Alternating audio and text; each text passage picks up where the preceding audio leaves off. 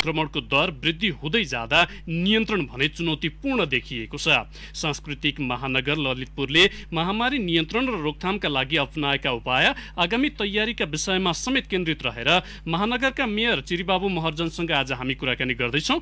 कुराकानीका लागि मेयर महर्जन यति बेला हाम्रो स्टुडियोमा उपस्थित हुनुहुन्छ। उहाँलाई कार्यक्रममा सुरुवातमा स्वागत गर्छौँ। मेयरज्यू, स्वागत छ कार्यक्रममा। हस्, धन्यवाद प्रकाश सर।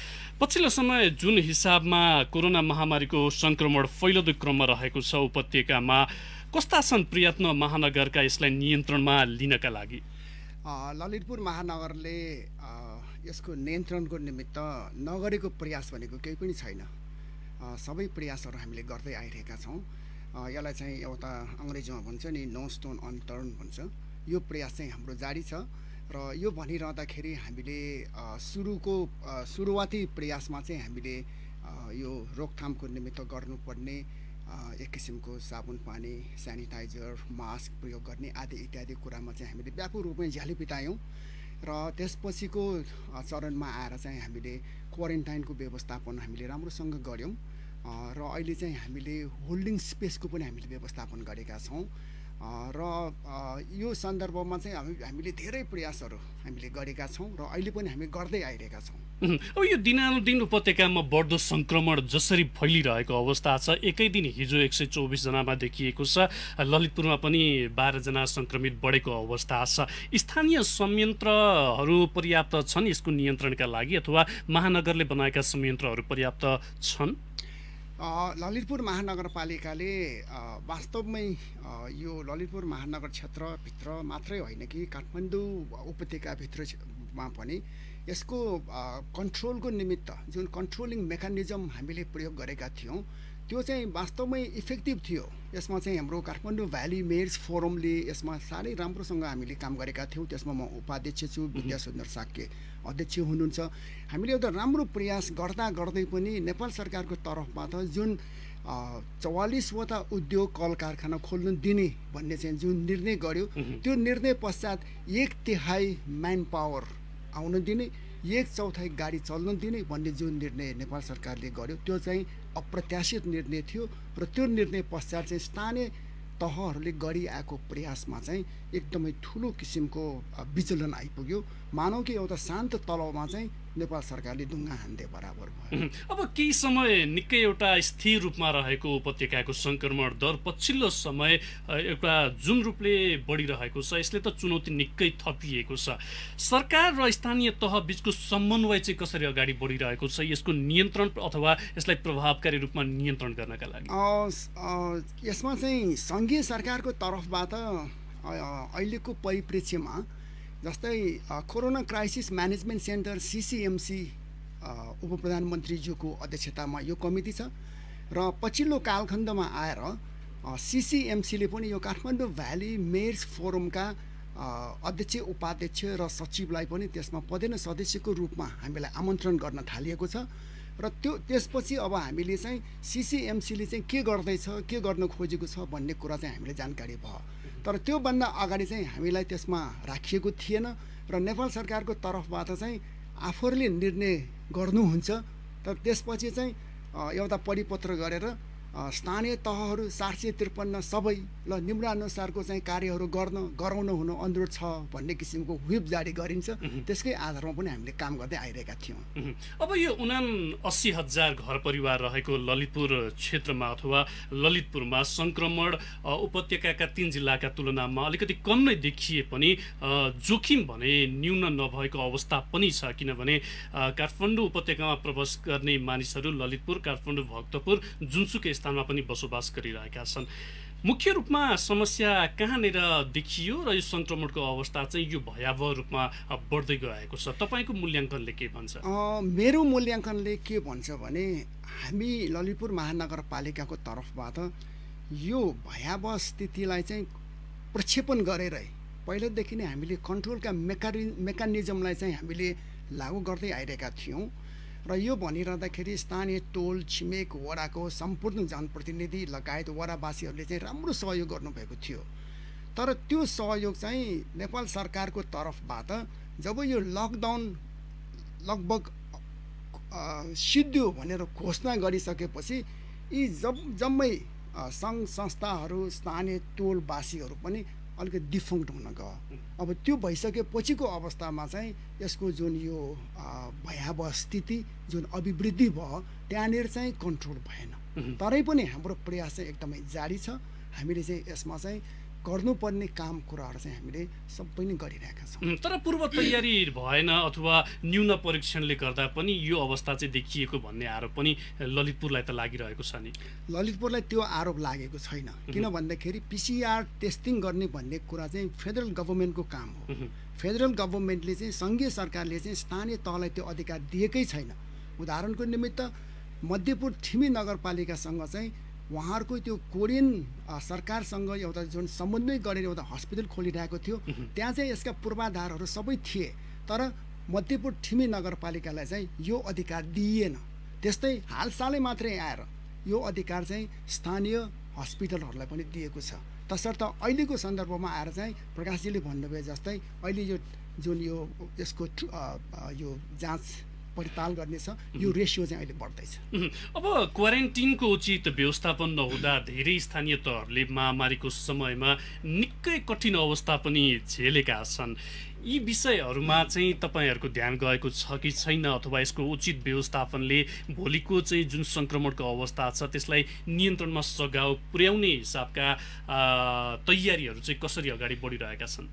हामी ललितपुर महानगरपालिकाको तर्फबाट यो कुराको प्रक्षेपण गरेर हामीले चाहिँ गर्नुपर्ने क्वारेन्टाइनको सबै व्यवस्थापन हामीले राम्रैसँग गरेका छौँ र हामीले चाहिँ यो एन्फासँग सहकार्य गरेर एन्फाको जुन ट्रेनिङ सेन्टर छ त्यहाँ चाहिँ महिला फुटबल खेलाडीहरू बस्नुहुन्थ्यो, उहाँहरूलाई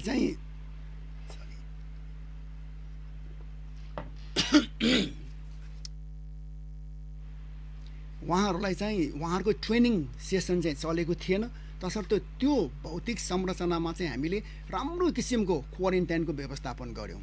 हामीले त क्लेम गरिरहेका छौँ कि यो क्वारेन्टाइन चाहिँ नेपालको सबैभन्दा राम्रो भनेर हामीले क्लेम गरिरहेका छौँ। त्यति मात्र पनि होइन, हामीले चाहिँ नेपाल युथ फाउन्डेसनसँग सहकार्य गरेर सुनाकोथीमा चाहिँ महिलाहरूकै निमित्त मात्र एक्सक्लुसिभली फर वुमेन भनेर हामीले चाहिँ फेरि अर्को क्वारेन्टाइनको पनि व्यवस्थापन गऱ्यौँ, जहाँ कि महिला र उहाँहरूको बालबालिकाहरू बस्नुहुन्छ। दोस्रो कुरा अनि तेस्रो कुरा चाहिँ के त भन्दाखेरि हामीले चाहिँ ज्यापु समाजको वृद्धाश्रममा चाहिँ हामीले होल्डिङ स्पेस भनेर त्यहाँ पनि हामीले चाहिँ व्यवस्थापन गरेका छौँ। र तर अहिले पछिल्लो कालखण्डमा आएर एन्फाको चाहिँ ट्रेनिङ सुचारू गर्नुपर्ने उहाँहरूको चाहिँ बाध्यता पर्न गयो। तसर्थ उहाँहरूले हामीलाई अनुरोध गरिसकेपछि हामीले त्यहाँको क्वारेन्टाइनलाई झिकेर चाहिँ हामीले चाहिँ होल्डिङ स्पेस भनेर घोषणा गरिएको ठाउँ ज्यापु समाजको वृद्धाश्रम त्यहाँ चाहिँ हामीले अहिले स्थानान्तरण गरेका छौँ। अब सार्वजनिक रूपमा लकडाउन हुन्छ कि हुँदैन भन्ने पछिल्लो समय पनि केही आशंकाहरू देखिएको छ। यो सङ्क्रमणको अवस्था नियन्त्रणभन्दा बाहिर गयो भने सरकारले जे पनि गर्न सक्छ भन्ने अनुमान पनि सर्वसाधारणहरूमा छ। अब विकल्प लकडाउन मात्र हो कि सरकारले अन्य तयारी पनि अथवा स्थानीय तहहरूले पनि आफ्नो तयारी अगाडि बढाउनु पर्छ यो सङ्क्रमण नियन्त्रण गर्नका लागि? के छ तपाईँको राय? यसमा चाहिँ स्थानीय तह र केन्द्रीय सरकारको मात्र काम कुरो होइन, यसमा चाहिँ आम जनताले नै यसलाई चाहिँ अन्डरटेक गर्नुपर्छ भन्ने मेरो भनाइ हो। यसमा निश्चित तवरले नगरवासीले चाहिँ कुनै व्यक्ति थर्ड पर्सनलाई भेट्न साथै भेट्नुभन्दा अगाडि नै विचार गर्नु पर्यो कि उहाँकोमा चाहिँ कोरोना हुने सम्भावना छ, तसर्थ म सतर्क हुनुपर्छ भन्ने शिक्षा ग्रहण गरेर अग्रसर भएको खण्डमा चाहिँ राम्रो हुन्छ भन्ने मेरो ठम्याइ हो। तर जहाँसम्म स्थानीय सरकार छ यसमा चाहिँ मैले ललितपुर महानगरपालिकाको कुरा गर्नु पर्दाखेरिको अवस्थामा ललितपुर महानगरपालिका चाहिँ सदा सर्वदा रेडी अवस्थामा हामी बसेका छौँ। केही पनि अवस्था आउनासाथ त्यसलाई चाहिँ सम्बोधन गर्नको निमित्त र त्यसको चाहिँ एड हक डिसिजन गरेर अग्रसर हुनको निमित्त हामी तयार छौँ। र केन्द्रीय सरकारको सन्दर्भमा कुरा गर्दाखेरि केन्द्रीय सरकारले स्थानीय तहहरूलाई सहयोग गर्नु भनेको हामीले त भन्ने गरेका छौँ। काठमाडौँ भ्यालीभित्र प्रवेश गर्ने जति पनि नाकाहरू छन् त्यो नाकाहरूमा चाहिँ एकदम स्ट्रिक्टली आउन र जानमा चाहिँ लगभग वञ्चित गर्नुपर्छ केही समयको निमित्त। तपाईँले यो कुरा सार्वजनिक रूपमा पनि भनिरहनु भएको छ, नाकामा कडाई हुन सके मात्र पनि उपत्यकाको चाहिँ सङ्क्रमण दर न्यूनीकरण गर्न सकिन्छ भनेर। यो वास्तविक रूपमा नाकामा अलिकति सहजता भएर सहज रूपमा मानिसहरू आवत जावत गरेर पनि यो समस्या भएको तपाईँहरूको निष्कर्ष हो? ठ्याक्कै हो। नाकामा चाहिँ अलिक कन्ट्रोल गरिदिएको भए यो काठमाडौँ भ्यालीभित्र 2 महानगरपालिका र 16वटा नगरपालिकाहरूले चाहिँ आफ्नो गच्छे अनुसारले राम्रो काम गर्दै आइरहेको थियो। तर जब नाका खोल्यो, गृह मन्त्रालयको पास लिएर आएका 3 जना सङ्क्रमित व्यक्तिहरू प्रवेश गरिहाल्यो। बस यही एउटा उदाहरणले पुग्छ। तसर्थ नाकामा चाहिँ सङ्क्रमित अवस्थामा नाका खोलिराख्नुपर्छ भन्ने बाध्यता छैन, त्यसमा चाहिँ अलिक कन्ट्रोल गर्नै पर्छ भन्ने चाहिँ हाम्रो भनाइ हो। र नाका कन्ट्रोल होस्, हामी स्थानीय तहहरूले चाहिँ भित्रको वातावरण कन्ट्रोल गर्नको निमित्त हामी तयार छौँ। अहिले पनि नाकाहरूमा चाहिँ सहज आवत जावत छ, निजी सवारी साधनहरूमा चाहिँ खुलेआम रूपमा दैनिक सयौँको सङ्ख्यामा काठमाडौँ उपत्यका भित्रने क्रम छ। अलिकति पासको व्यवस्थाले पनि केही प्रभाव पारेको हो, किनभने एउटा पहुँचवाला व्यक्तिले चाहिँ सहज रूपमा पास लिएर चाहिँ उपत्यकाभित्र प्रवेश गर्ने क्रम पनि पछिल्ला केही दिनहरूमा बढेको छ। यो सङ्क्रमणको कारक त्यसलाई पनि मान्न सक्छौँ हामी? निश्चित रूपमा त्यो चाहिँ कारक मात्रै होइन कि मेजर कारक हो त्यो चाहिँ। किन भन्दाखेरि पास वितरण गर्ने काम चाहिँ स्थानीय सरकारले गर्न पाएको छैन, हामी गर्दैनौँ पनि। हामीसँग त्यो अधिकार हुँदो हो त हामी निकै नै त्यसलाई कडा गर्थ्यौँ।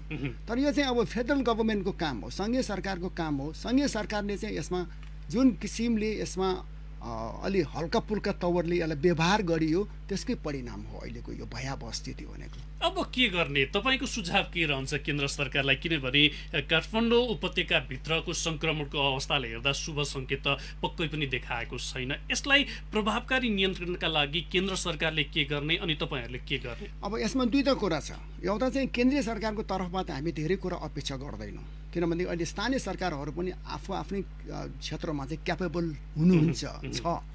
र म चाहिँ 2टा कुरा मात्रै अनुरोध गर्छु। एउटा चाहिँ केन्द्रीय सरकारले चाहिँ नाकाहरूमा चाहिँ एकदमै कन्ट्रोल गरौँ, यो चाहिँ म पुनः पनि केन्द्रीय सरकारले म अनुरोध गर्छु। एउटा कुरा यो हो। र दोस्रो कुरा चाहिँ यो जुन पिसिआर टेस्टिङ छ, यसको जुन रेसियो छ, जुन रेट छ, त्यसलाई चाहिँ बढाइदिउँ। र काठमाडौँ भ्यालीभित्र यो 2टा कुरालाई चाहिँ अन्डरटेक फेडरल गभर्मेन्टले गर्नु पर्यो, बाँकी कुरामा चाहिँ स्थानीय सरकारले छोडिदियो भने फरक पर्दैन। अब केन्द्र सरकारको व्यवस्थापनमा चाहिँ सबैले प्रश्न उठाइरहेको अवस्था पनि छ। कुनै महानगरमा उदाहरणका लागि मैले विराटनगरको दिएँ, विराटनगरमा सङ्क्रमणको अवस्था पछिल्लो समय निकै बढेर महानगर आफैले आफ्नो अग्रसरतामा जुन किसिमका निर्णयहरू गरेको छ, यसबाट पनि भोलि यो समस्या चाहिँ हाम्रामा पनि आउँछ भन्ने तर्फ चाहिँ तपाईँहरूले पूर्व तयारी केही गर्नुभएको छ कि छैन? यसमा चाहिँ मैले पुनः पनि प्रकाशजीलाई भन्न चाहन्छु कि हामी स्थानीय सरकारको तर्फबाट, त्यसमा पनि मैले ललितपुर महानगरपालिकाको कुरा गर्दाखेरि हामीले नगरेको भनेको केही पनि छैन। हामीले सबै काम गर्दै आइरहेका छौँ। तर हाम्रो काबुभन्दा बाहिरको कारणले गर्दाखेरि हामीले गरेको काम पनि अलिकति स्याडोमा पर्न गयो, छायामा पर्न गयो। तसर्थ हामीले गरेको काममा चाहिँ हामी छायामा पार्न दिँदैनौँ। प्रोभाइडेड फेडरल गभर्मेन्टले पनि यसमा चाहिँ सहयोग गरोस्। तसर्थ भोलिको अवस्थामा कुनै नयाँ नौलो काम गर्नुपर्ने र आज गर्दै आइरहेको कामलाई चाहिँ अझै त्यसलाई चाहिँ अभिवृद्धि गर्नुपर्ने, स्ट्रेन्थनिङ गर्नुपर्ने छ भने हामी त्यो गर्न चाहिँ सदा सर्वदा तयार छौँ। अब यसमा अधिकार प्रत्यायोजन र मुख्य रूपमा बजेटका पनि विषयहरू जोडिन्छन्, किनभने एउटा प्रभावकारी नियन्त्रण र रोकथामका लागि त्यो महत्त्वपूर्ण भूमिका खेल्ने भनेकै अधिकार र दोस्रोमा चाहिँ बजेट आउँछ। यसतर्फ तपाईँहरूको महानगरले व्यवस्थापन कसरी अगाडि बढाएको छ अथवा त्यसलाई व्यवस्थापन गर्न तपाईँहरू सक्षम हुनुहुन्छ? यसमा चाहिँ वास्तवमै भन्ने हो भनेदेखि अहिलेसम्म अधिकारको सन्दर्भमा हामीसँग जे अधिकार हामीलाई चाहिँ हाम्रो ऐनले दिएको छ, त्यो अधिकार अन्तर्गत बसेर हामीले चाहिँ राम्रै काम गरिरहेका छौँ। र हामीले थप अधिकारको आश पनि हामीले केन्द्रीय सरकारको तर्फबाट गरेका छैनौँ। किन भन्दाखेरि केन्द्रीय सरकार आफूले गर्नुपर्ने काममै धेरै ठाउँमा चाहिँ पछि परेको छ, नम्बर 1। अब दोस्रो कुरा बजेटको कुरा यहाँले जुन उठाउनु भयो प्रकाशजी, हामीले बजेटको सन्दर्भमा पनि नेपाल सरकारले एउटा यो क्वारेन्टाइन सञ्चालन कार्यविधि निकालेको छ। त्यसमा चाहिँ क्वारेन्टाइन सञ्चालन सम्बन्धी भएको खर्च बढ्छ स्थानीय तहलाई चाहिँ केन्द्रीय सरकारले शोध भर्ना दिनेछ भनेर लेखिएको छ। त्यसकै आधारमा हामीले चाहिँ काम अगाडि बढायौँ शोध भर्ना पाउने आशले। तर अहिले पछिल्लो कालखण्डमा आएर चाहिँ हामीलाई त्यो स्रोत भर्न पाउन त महाभारत रहेछ। त्यो पाउने आश हामीले चाहिँ छोडिसकेका छौँ। र जहाँसम्म यसको बजेटको व्यवस्थापन छ, हामीले चाहिँ यो डिजास्टर रिस्क म्यानेजमेन्ट भनेर प्रत्येक वर्ष हामीले 50 लाख रुपियाँको चाहिँ बजेटको व्यवस्थापन हामीले केन्द्रले गरेका छौँ। र त्यो बजेट चाहिँ हाम्रो 2 वर्ष भयो हामीले त्यसको व्यवस्थापन गरेको। यो आर्थिक साल 77-78 छोडेर, र त्यसमा चाहिँ हाम्रो 1 करोड रुपियाँ थियो। त्यो 1 करोड रुपियाँले हामीलाई पुगेन। किन भन्दाखेरि हामीले चाहिँ यो लकडाउन पश्चात हामीले राहत वितरण गऱ्यौँ, त्यसपछि हामीले खाना खुवायौँ, त्यसपछि हामीले धेरै कुराहरू गऱ्यौँ, PCR, RDT टेस्टिङ आदि इत्यादि धेरै कुराहरू गऱ्यौँ, मास्क निर्माण गऱ्यौँ, त्यसपछि सेनिटाइजरको उत्पादन गऱ्यौँ आदि इत्यादि धेरै कामले गर्दाखेरि त्यो 1 करोडले हामीलाई पुगेन। र हामीले चाहिँ रकमान्तर गरेर नेपाल सरकारले एउटा राम्रो कुरा चाहिँ के गरेको छ भने स्थानीय तहहरू तपाईँहरूले चाहिँ यो कोरोनाको निमित्त बजेटको व्यवस्थापन गर्दाखेरि विकास निर्माणको कामको तर्फबाट पनि त्यो रकम कत्ता गरेर यतातिर तपाईँले सार्न सक्नुहुन्छ भन्ने एउटा राम्रो पक्ष त्यो चाहिँ भयो। र त्यो अन्तर्गत हामीले चाहिँ 4 करोड रुपियाँ हामीले रकमान्तर गरेर हाम्रो 5 करोड रुपियाँको चाहिँ बजेटको व्यवस्थापन हामीले गऱ्यौँ। र त्यति मात्र होइन कि हामीलाई चाहिँ यो प्रदेश सरकारले हामीले मागेका थिएनौँ, तर प्रदेश सरकारले चाहिँ महानगरपालिकालाई 20-20 लाख रुपियाँको चाहिँ सहयोगको व्यवस्थापन गर्यो। र हालसालै आएर हाम्रो चाहिँ संसद कोषमा चाहिँ खर्च नभएको पैसामा चाहिँ हाम्रो माननीय पम्फा भुसालको जुन रकम थियो त्यो 40 लाख रुपियाँ खर्च भएको थिएन। त्यो मध्ये ललितपुर महानगरपालिकाले चाहिँ 20 लाख रुपियाँ त्यहाँ पनि पायौँ। र त्यसपछिको अवस्थामा स्थानीय व्यक्तिहरू, स्थानीय समाजसेवीहरू, सङ्घ संस्थाहरूले पनि हामीलाई लगभग 22-23 लाख रुपियाँको चाहिँ हामीलाई सहयोग पनि प्राप्त भयो। भनेपछि हामीसँग लगभग 5.5 करोड रुपियाँको चाहिँ बजेटको व्यवस्थापन छ। र अहिलेसम्म हामीले त्यसैमा टेकेर हामीले चाहिँ खर्च वर्च गरिरहेका छौँ, जुन कि अहिले हामी क्लेम गर्छौँ कि हामीले गरिआएको काम चाहिँ राम्रो छ।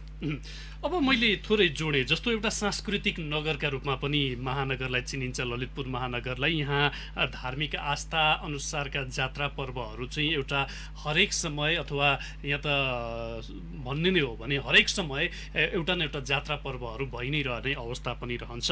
अहिले पनि केही अवस्थाहरूमा चाहिँ एउटा कठिन परिस्थितिमा पनि सुचारू अथवा जसरी सहज हुन्छ त्यसरी सञ्चालन भइरहेको अवस्था पनि छ। सर्वसाधारणलाई यो पर्व जात्राहरूमा चाहिँ सहज रूपमा नआउँ अथवा यो महामारीको अवस्था यस्तो छ भनेर चाहिँ सुसूचित गर्नेतर्फ महानगरले प्रयत्न चाहिँ के गरिरहेको अवस्था छ, अथवा सुसूचित कसरी गरिरहेको छ?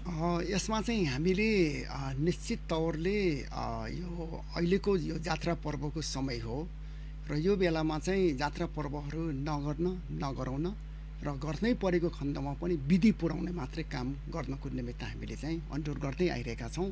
र यो कुरा भनिरहँदाखेरिको अवस्थामा हिजो छाडी अस्ति हाम्रो यो पाटन नगरमा चाहिँ साह्रै फेमस अति प्रख्यात मतिया जात्रा छ। त्यो मतिया जात्रा पनि हामीले चाहिँ त्यसलाई विधि मात्रै पुर्याएर सञ्चालन गऱ्यौँ। त्यसमा चाहिँ जनसहभागिता ज्यादै थोरै 15-20 जनाको समूहले मात्रै त्यो जात्राको चाहिँ परम्परा धानियो, नम्बर 1। दोस्रो कुरा चाहिँ यहाँ चाहिँ भीमसेन जात्रा छ, त्यो चाहिँ भरे आज राति भीमसेन जात्रा छ, त्यो जात्रा पनि हामीले चाहिँ रोक्यौँ, दोस्रो कुरा। अब तेस्रो कुरा चाहिँ रातो मच्छेन्द्रनाथको जुन जात्रा छ, रातो मच्छेन्द्रनाथको सन्दर्भमा चाहिँ काठमाडौँ भ्यालीमा 2 जना मात्रै सङ्क्रमित भएको अवस्थामा चाहिँ त्यो जात्रा शुभारम्भ गर्नुपर्ने थियो। तर नेपाल सरकारले चाहिँ अहिलेको अवस्थामा विधि पुर्याएर रोकिराख्नु, क्षमा पूजा गर्नु र पछि चाहिँ लकडाउन खुलेपछि तपाईँले जात्रा सञ्चालन गर्नु भन्ने जुन एउटा नेपाल सरकारको आदेश थियो, त्यसलाई चाहिँ यहाँको स्थानीय व्यक्तिहरू, गुठी संस्थानले मानेर चुप लाएर बस्यौँ। तर यो जब यसको चाहिँ मतलब लकडाउन खुकुलो भयो अथवा लकडाउनलाई चाहिँ फेज आउट गरियो, त्यसपछि यो जात्राको निमित्त चाहिँ रथारोहण गरेर शुभारम्भ गर्ने भन्ने कुरा थियो। तर यसको अहिले जुन किसिमको बिरामीहरूको सङ्क्रमितहरूको सङ्ख्या बढ्दै गयो, तसर्थ यो अहिलेको सन्दर्भमा चाहिँ यो जात्रा गर्नु उचित छैन भनेर रथारोहण पश्चात चाहिँ रोकिएको छ। तसर्थ अहिलेको यहाँ ललितपुर महानगर क्षेत्रभित्रमा हरेक दिन जसो जात्रा पर्व चलिरहेको छ, हुनुपर्ने थियो। तर अहिलेको अवस्थामा चाहिँ ती जात्रा पर्वहरू चाहिँ खालि यसलाई चाहिँ एक किसिमले चाहिँ विधि मात्रै पुर्याउने कामतर्फ चाहिँ हामी लागि परेका छौँ। यसमा चाहिँ नगरवासी सम्पूर्णले चाहिँ राम्रोसँग सहयोग गर्नुभएको छ। हामीले अपिल गरेका छौँ, तपाईँ नगरवासीहरूले चाहिँ घरमै बसेर देउता देउताको चाहिँ मतलब पिक्चराइज गरेर घरमै बसेर पूजा गर्नुहोस् भनेर हामीले चाहिँ अनुरोध पनि गरेका छौँ, झ्याली पनि पिटाएका छौँ। महर्जनज्यू, हामी केही बेर ब्रेकमा जान्छौँ। ब्रेक पछाडि श्रोताका पनि प्रश्न छन्। प्रश्न लिएर हामी थप छलफल गर्नेछौँ। कार्यक्रममा अब भने पालो भएको छ ब्रेकको। ब्रेकपछि पुनः स्वागत छ। तपाईँ रेडियो कान्तिपुरको तरङ्गमा कार्यक्रम द हेडलाइनर सुनिरहनु भएको छ। कार्यक्रममा आज हामी ललितपुर महानगरपालिकाका मेयर चिरीबाबु महर्जनसँग कुराकानी गरिरहेका छौँ। मेयर साहब, यहाँलाई कार्यक्रममा पुनः स्वागत छ। हस्, धन्यवाद। धेरै श्रोताको जिज्ञासा छ, 5 मिनट समय छ, संक्षिप्त जवाबको अपेक्षा गर्छु। यम थापाले एकान्त कुनाबाट सोध्नु भएको छ, यातायात कार्यालय अगाडि असाध्यै भिडभाड हुन्छ, यसले वातावरणमै असर गरेको छ, यसलाई व्यवस्थापन गर्न चाहिँ महानगरले के सोच बनाएको छ भनेर सोध्नु भएको छ। त्यो ज्यादै नै समसामयिक प्रश्न हो। मलाई त जहाँसम्म लाग्छ, कुनै पनि नेपाल सरकारको अफिसहरू राख्दाखेरि अरूलाई चाहिँ पार्किङको व्यवस्थापन गरेर मात्रै अफिस राख्नु भन्ने कुरा चाहिँ नियम जारी गरेको हुन्छ भने यातायात व्यवस्था विभाग पनि त्यो ठाउँमा त अन्त्य जानु पर्यो। त्यो ठाउँमा चाहिँ पार्किङको व्यवस्था पनि छैन, हामीले पनि गर्न सक्ने अवस्था केही पनि छैन। त्यहाँ पार्किङ गर्दाखेरि एउटा चाहिँ अब त्यो चक्रपथको ट्र्याक नै बन्द गर्नुपर्ने अवस्था, अथवा त्यहाँ चाहिँ एकदमै कन्जस्टेड हुने अवस्था छ। तरै पनि अब हामी चाहिँ त्यहाँ चाहिँ कोसिस गरेर इम्प्रुभ गर्न चाहिँ हामी कोसिस गर्छौँ। दिलीप कुमार चौधरीले सप्तरीबाट सोध्नु भएको छ, ललितपुरको लगनखेल, पाटन लगायतका क्षेत्रमा अहिले पनि निकै भिड देखिन्छ, यसको व्यवस्थापनका लागि चाहिँ तपाईँहरू कसरी अगाडि बढिरहनु भएको छ भनेर। दिलीपजी, अहिले यो ठाउँमा चाहिँ तपाईँले भने जस्तै निकै भिडभाड छ। यहाँ चाहिँ व्यवस्थापन गर्नको निमित्त हामी निकट भविष्यमै हामी चाहिँ एकदम एग्रेसिभली लाग्दैछौँ। अहिलेको सन्दर्भमा कुरा गर्दाखेरि हामीसँग ललितपुर महानगरपालिकासँग चाहिँ अहिले हाम्रो नगर प्रहरीको सङ्ख्या ज्यादै थोरै छ, तर तसर्थ त्यहाँ चाहिँ नगर प्रहरीको जुन डिप्लोयमेन्ट छ त्यसलाई चाहिँ कन्टिन्यू नगरिकन नहुने रहेछ। तर अहिले ललितपुर महानगरपालिकाले चाहिँ यसलाई सुधार गर्नको निमित्त हामीले 50 जना नगर प्रहरी लिएका छौँ र उनीहरूलाई चाहिँ अहिले हामीले चाहिँ एपिएफमा ट्रेनिङको निमित्त पठाइरहेका छौँ। उहाँहरू फर्किसकेपछि तपाईँले देखिने गरिकन सुधार चाहिँ हुन्छ। सुदर्शन रेग्मीले इमाडोलबाट सोध्नु भएको छ, पाटन अस्पतालको आइसोलेसनमा क्षमताभन्दा बढी सङ्क्रमित उपचाररत छन्, सङ्क्रमितलाई घरमै राख्न पनि थालिएको छ, यसतर्फ महानगरले के पहल गरिरहेको छ? अस्पताल नै सङ्क्रमणको जोखिम हुने स्थान बनिरहेको अवस्थामा यो भिडभाडलाई नियन्त्रण गर्नका लागि तपाईँहरूको के छ पहल भनेर? अब यसमा चाहिँ हाम्रो पहल भन्दाखेरि मैले अघि पनि निवेदन गरेँ कि ललितपुर महानगरपालिकाले चाहिँ क्वारेन्टाइनको राम्रो व्यवस्थापन गरेका छौँ र अहिले पनि हामीसँग 2टा क्वारेन्टाइनहरू छन्। ती 2टै क्वारेन्टाइनहरू चाहिँ फुल्ली अकुपाइड भइसकेको छैन। तसर्थ हामीले चाहिँ पाटन हस्पिटल जसलाई कि मतलब कोरोनाको हब हस्पिटलको रूपमा लिइएको छ र one of the best in Nepal भनेर पनि लिइएको छ। तसर्थ त्यहाँको जुन ओभरफ्लो छ त्यो ओभरफ्लोलाई चाहिँ हामीले हाम्रो क्वारेन्टाइनमा चाहिँ राख्ने व्यवस्थापन हामी गर्न सक्छौँ। श्याम खतिवडाले सुनसरीबाट सोध्नु भएको छ, सङ्घीय सरकार र स्थानीय तहबीच प्रभावकारी समन्वय तपाईँले भने जस्तै नभएको अवस्था हो अथवा केही कुराहरू भएर पनि कमी चाहिँ भएको अवस्था हो? नभएकै भनेर त भन्न मिल्दैन। त्यसमा चाहिँ सुधार गर्नुपर्ने गुन्जाइस चाहिँ निश्चित रूपमा छ।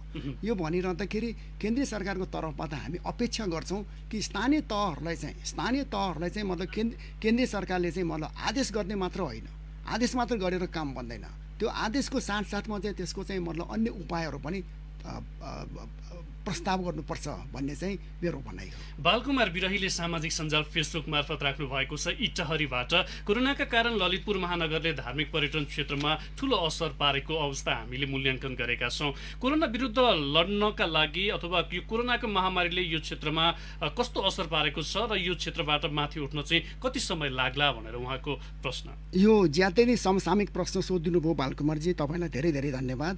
ललितपुर महानगरपालिका र यसमा चाहिँ हामीले पाटनलाई चाहिँ विशेषतया यो चाहिँ मतलब यो पर्यटन सहर हो र हस्तकला नगरी हो र यहाँ चाहिँ प्रत्येक लगभग यहाँ जति घरहरू छन् त्यो मध्ये चाहिँ लगभग कोर एरियाको चाहिँ 40% घरहरूले चाहिँ कुनै न कुनै किसिमको हस्तकला उत्पादन गरिरहेको छ।